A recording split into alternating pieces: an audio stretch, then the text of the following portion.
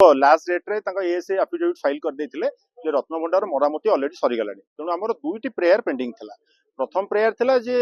Justice रघुवीर दास को लेकिन जो कमिशन टी हेइतिला चाबी हजिया प्रसंग रे 2018 मसिया रु से तांको रिपोर्ट टी 2018 ही सबमिट कर देलेनी किंतु एपन तो 8 वर्ष बितले भी उपस्थापन करा जायनी कैबिनेट रे। एवं सेकंड प्रेयर थिला जे 1978 रे लास्ट इन्वेंटरी हेइतिला आ जो एलिगेशन आसला चोरी हेइची से मरामती सॉरी चोरी हेइची तो गणति मणति प्रक्रिया भी सर नथिले तो आज माननीय हाईकोर्ट को निर्देश आसला जे सेमाने 3 मास भितर गणति मणति प्रक्रिया सारिबे एवं नेक्स्ट कैबिनेट रे रिपोर्ट टी उपस्थापन करे। 2023 मसिया रु केस फाइल हेलानी आ भितर केते गुडे ऑर्डर भी पास हेची प्रीवियस राज्य सरकार जे थिले सेमाने के रिपोर्ट देले जे एटा